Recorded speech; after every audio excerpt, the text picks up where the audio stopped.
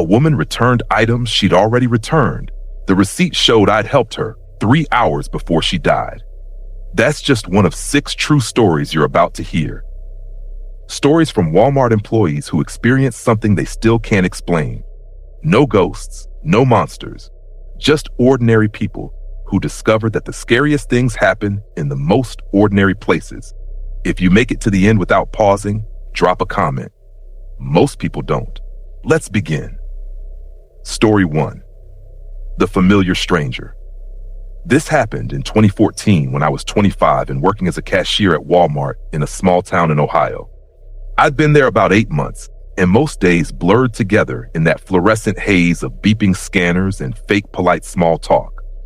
There was this man who started coming through my line every few days, always around 2 or 3 in the afternoon. He looked to be in his late 40s, average height, thinning brown hair, wire-rimmed glasses, the kind of forgettable face you'd pass 100 times and never remember. Except I started remembering him because something about the way he looked at me felt wrong. At first, it was just small talk. How's your day going? Normal stuff. But then one day he said, "You seem tired, Birdie? Long shift?" I froze. Birdie. That's what my grandmother used to call me when I was little. She'd been dead for 12 years, and I'd never told anyone at work about that nickname. Not my coworkers, not my manager. It wasn't on my name tag. It wasn't anywhere. I asked him how he knew that name. He just smiled and said, "Oh, just a guess. You look like a birdie." I told myself it was a coincidence, a lucky guess. People say weird things sometimes. But then he kept coming back, and every single time he'd show up during my break, not my scheduled break. I worked different shifts every week, and my breaks were random depending on how busy we were. But somehow, he'd walk in exactly 10 minutes before I'd be pulled off the register. Every single time. One afternoon, he came through with a single item, a bag of gummy bears. As I scanned it, he said, "Those were always your favorite, weren't they? Even back when you were little." My hands started shaking. Gummy bears were my favorite candy as a kid, but I hadn't eaten them in years. There was no way he could know that. I asked him point blank, "Do I know you?" He tilted his head, still smiling. "I know you, Birdie. I've known you for a long time." That's when I noticed he had his phone out, facing me. At first, I thought he was just texting, but then he turned the screen around.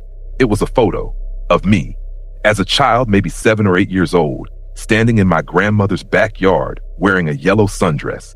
I felt my stomach drop.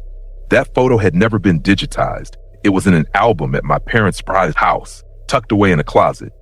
There was no reason this man should have it. Before I could say anything, he leaned in close and whispered, "How's that scar healing? The one on your hip from the fence?" I stepped back so fast I knocked over a display of candy bars. He shouldn't have known about that. I got that scar when I was 8, climbing a chain link fence in my backyard. It's under my clothes.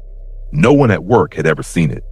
Even my boyfriend at the time didn't know the story. Other customers were staring now. My manager came over and asked if everything was okay.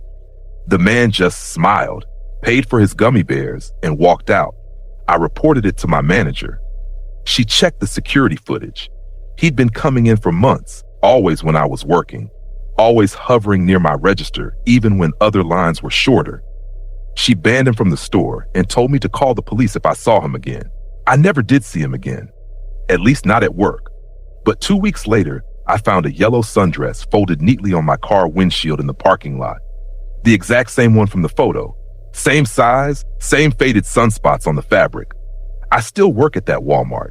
Different shift now, different register.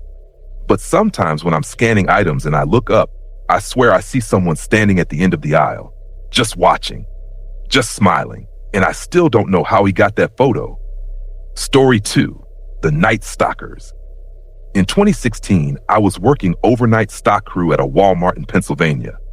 I was 23, saving up for a car, and the overnight differential pay made it worth dealing with the weird hours. My shift was 10 p.m. to 6 a.m., and for the most part, it was just me, 2 other stockers, and a manager who spent most of his time in the office. The store closed at midnight back then, so the first 2 hours we'd have a few stragglers shopping. But after that, it was just us and the hum of the freezers. About 3 weeks into the job, I started noticing things were off in the aisles I'd already stocked.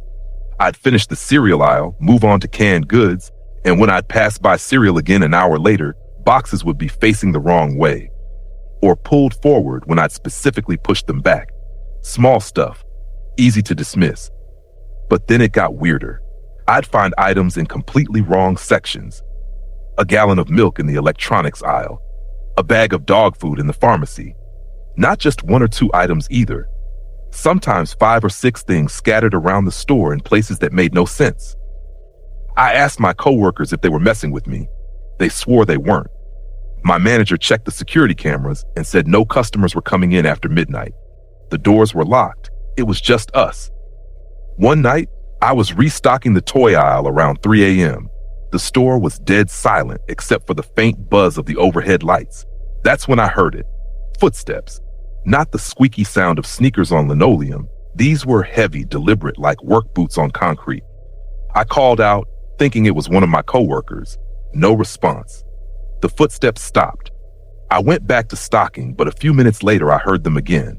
Closer this time. I walked to the end of the aisle and looked both ways. Nobody. Then I heard a cart.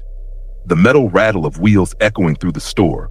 I followed the sound to the grocery section, and there it was.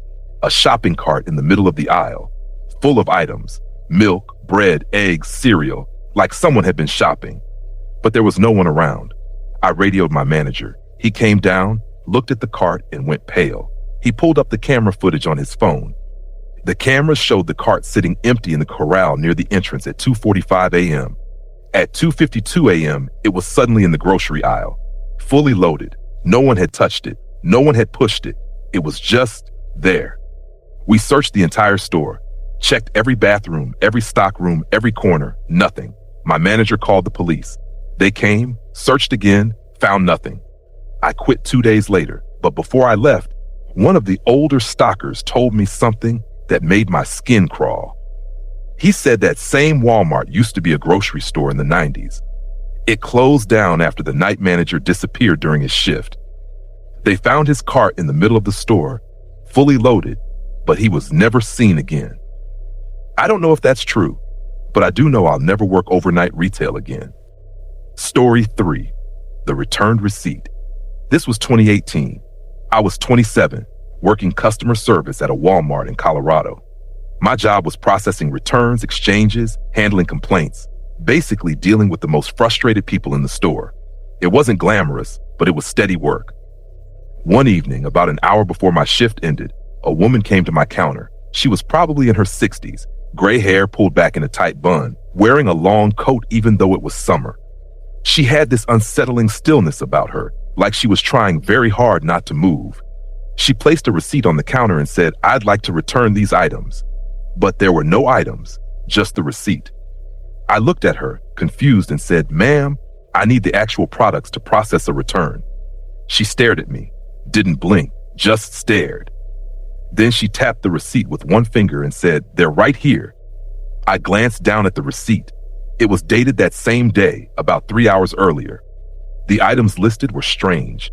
A pack of birthday candles, a can of lighter fluid, a roll of garbage bags, and a children's stuffed bear. I told her again that I needed the physical items. She leaned in close, and I could smell something sour on her breath. "I already returned them," she whispered. "You helped me. Don't you remember?" I'd been at that counter all day. I definitely hadn't helped her. I tried to stay calm and explain that there must be some mistake, that maybe she was thinking of a different employee. She shook her head slowly. "No, it was you. You smiled when you handed me the cash. You said, 'Have a nice day.' Don't you remember?" My stomach nodded. I don't remember people's faces usually. I see hundreds every shift, but I would have remembered her. She kept staring, and then she said something that made my blood run cold. "You were wearing your blue sweater, the one with the small hole near the bottom hem."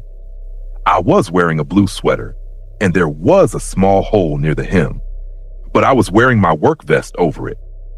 There was no way she could have seen that hole unless she'd been watching me when I took my vest off. In the break room, where customers aren't allowed, I stammered something about needing to get my manager, but when I looked up, she was gone, just vanished into the store. I checked the cameras later with my manager. The footage showed her walking up to my counter, standing there for about 10 seconds, and then walking away. But in real time, she'd been there for at least 5 minutes. The weirdest part, when my manager looked up the receipt number in the system, it showed a return had been processed 3 hours earlier by me for those exact items. But I'd never seen her before that moment, and I definitely never processed that return. I still have a copy of that receipt. Sometimes I take it out and look at it, trying to make sense of what happened. I never could. If you're still watching, drop an emoji in the comments. Let's see who's brave enough to make it to the end. Story 4, the parking lot watcher. In 2015, I was 24 and working as a cart pusher at a Walmart in Texas. It was summer, brutally hot, and my job was to collect carts from the parking lot and bring them back to the store.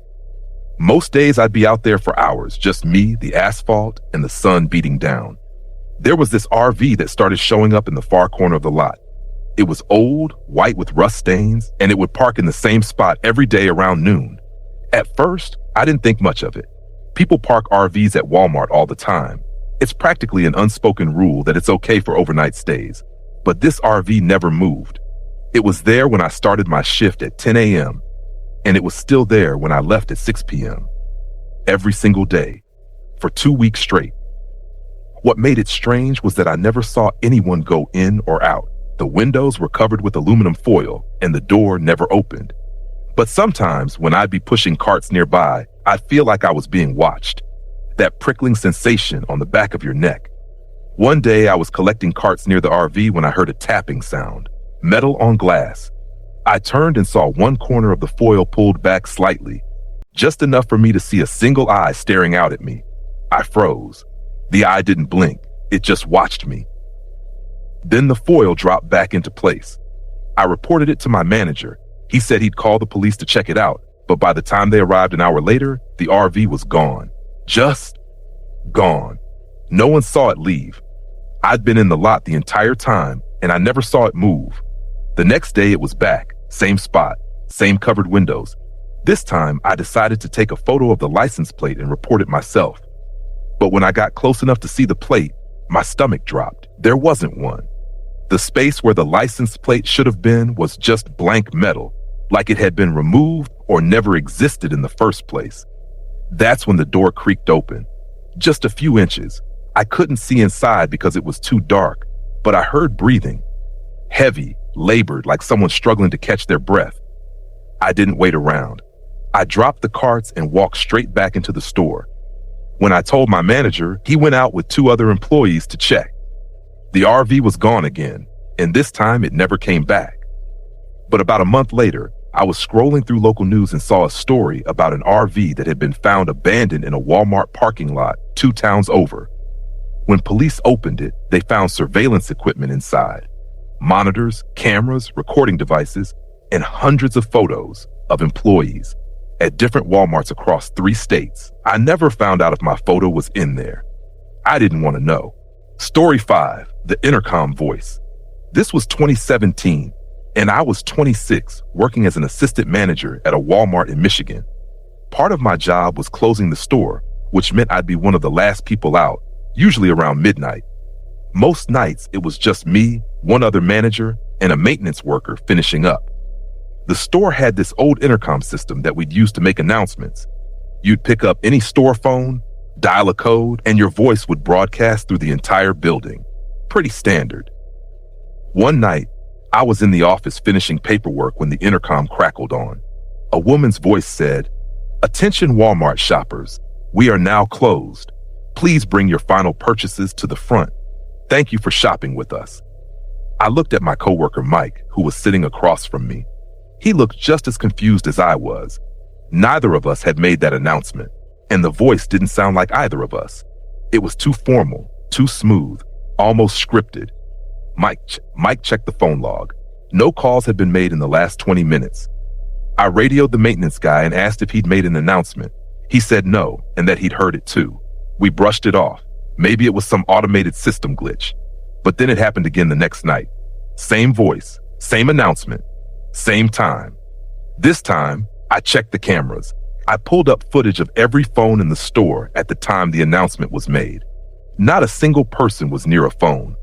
The store was empty except for me, Mike, and the maintenance worker, and we were all accounted for in different parts of the building. On the third night, the announcement changed. The woman's voice came on and said, "Attention employees, please proceed to the back stock room.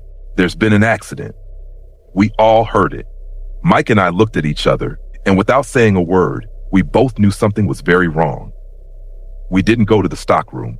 Instead, we checked the cameras. Nothing. No one was in the stock room. No accident. Nothing. Then the intercom came on again. This time the voice was different, strained, like someone struggling to speak. It said, "Why didn't you come? I'm still here." We called the police. They searched the entire store, every room, every closet, every crawl space. They found nothing. No one. The voice never came back after that night. But when we reviewed the security tapes from the week before, we found something that made us both quit within the month. At 12:15 a.m. every night, for exactly 3 seconds, a figure appeared in the corner of the camera feed near the customer service desk, just standing there, facing the camera, then gone. We never saw that figure in person, just on the tapes, and we never figured out whose voice was on that intercom. Story 6, the returned employee. This happened in 2019. I was 28, working as a department manager at a Walmart in Arizona. I'd been there for about 4 years, so I knew most of the employees pretty well. We had a good crew, and turnover wasn't too bad for retail. One morning, I came in for my shift and saw a guy stocking shelves in electronics. I didn't recognize him, which was weird because new hires usually got introduced during morning meetings. I figured he was just a transfer from another store or maybe someone who started on a day I was off. I walked over to introduce myself. "I'm Sarah. I manage this department. You new?" He looked up at me and smiled. "No, I've been here for a while." Something about his smile felt off, too wide, too practiced. I asked him what his name was. He said, Daniel Cortez. The name didn't ring a bell, but I let it slide. I told him to let me know if he needed anything and went to check in with my manager. That's when things got strange. I asked my manager about the new guy in electronics. She looked at me confused and said, "What new guy? We haven't hired anyone in 3 weeks." I told her about Daniel. She pulled up the employee roster on her computer. There was no Daniel Cortez. Not in our store, not in the system, not anywhere. We walked back to electronics. He was gone.